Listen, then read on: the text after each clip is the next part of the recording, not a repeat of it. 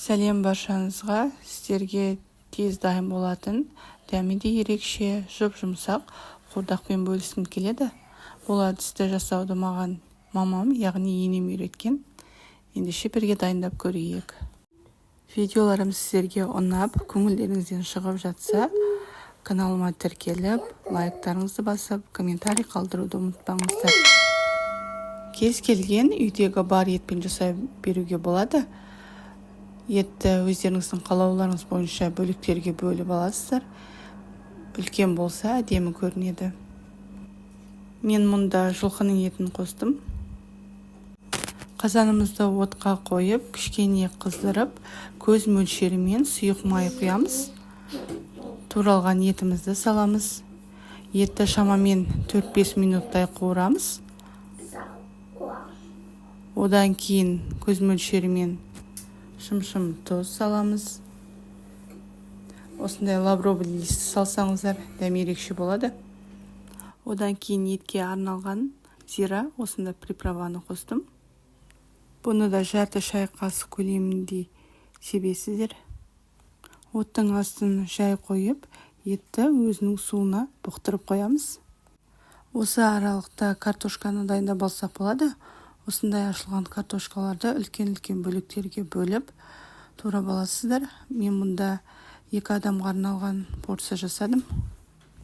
Енді бөлек табада оған май құйып, қыздырып алып, туралған картошкаларды саламыз. Оттың астын өте жоғары қойыңыздар. Бұл кезде біз картошкалардың арасы толық пісуі қажет емес, тек осылай жан-жаға қызарып, әдемі болып қуырсақ жеткілікті. Осылай әрқайсысын жеке-жеке айналдырып тұрыңыздар, күйіп кетпес үшін. Картошкалар өздеріңізге ұнаған әдемі түске енгеннен кейін бөлек ыдысқа салып аласыздар. Картошканы қуыру кезінде оттың асты максимальный градуста болу қажет. Егер жай болса, картошкалар май сорып, дәмсіз болып қалады. Етті бір араластырып, өзінің суы тартылғанша тағы бұқтырып қоямыз. Орташа бөліктегі пиязды видеодағыдай жұқалап турап аласыздар. Еттің суы тартылып, майдың дауысы шыға бастаған кезде туралған пиязды саласыздар. Тағамның түсі қып-қызыл әдемі болып шығу үшін пиязды жақсылап қуырып аласыздар. Пиязды күйдіріп алмай, қызғылт сары түске енген кезде картошкаларды саламыз, қуырылған. Картошкаларды салғаннан кейін 1-2 минут шамасында ғана қуырасыздар.